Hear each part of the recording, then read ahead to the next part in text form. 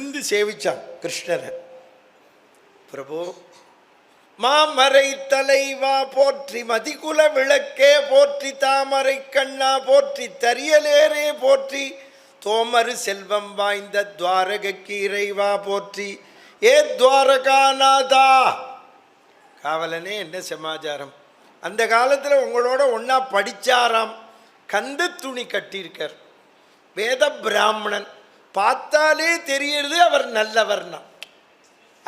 எப்படி சொல்கிறான் பாருங்க. ஆதி நாளையா நின்னோடு அருங்கலை கற்றுளானாம், போதவும் சிறந்த நட்பு பூங்கொண்ட மேதக கந்த நீரான், மெய் மறையவர் குலத்தோன், கோதர் குணத்தின் மிக்கோன், குச்சேலன் என்று இயம்பினன் பெயர். இதை கேட்டார் பாருங்க. ஏன் நிற்கிறீர்கள், போய் அழைத்து வாருங்கள். 3 தடவை சொன்னார். காவலாளி விழுந்தடிச்சு கொண்டான். அவரை சேவிச்சான், கும்பிட்டான். சுவாமி, எங்க கிருஷ்ணர் எவ்வளவு சௌக்கியத்தில் இருந்தார் தெரியுமா? நீங்கள் வந்திருக்கேன்னு சொன்னேன். எப்படி சௌக்கியத்தில் இருந்தாருங்கிறான். ருக்மணி தொடையில் தலை வச்சு, சத்யபாமா தொடையில் காலை வச்சு படுத்துன்னு இருக்கான். கோபிகா ஸ்திரீலாம் சாமரம் போட்டுன்னு இருக்கா. இவன் வந்தான்னு ஒன்று எழுந்திருந்துட்டான். இப்போ எல்லாரும் ஒத்தியை கல்யாணம் பண்ணிட்டு ஃபோன் பண்ணால் ஊரில் இல்லைங்கிறான்.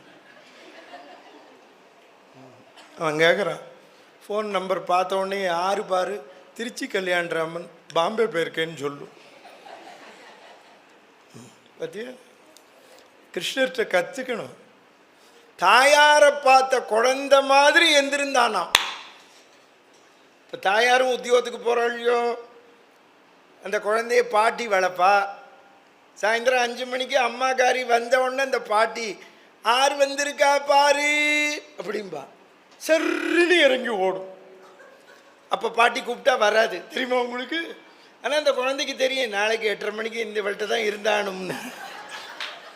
தாயது வருகை கேட்டு தனியிளம் குழவி போன்று நேயமி குடையவனாகி நெஞ்சினுள் உவகை பூப்ப போயடைத்திடும் இன்னின்னே, போயடைத்திடும் இன்னின்னே, போயடைத்திடும் இன்னின்னே. 3 தடவை சொன்னானாம்.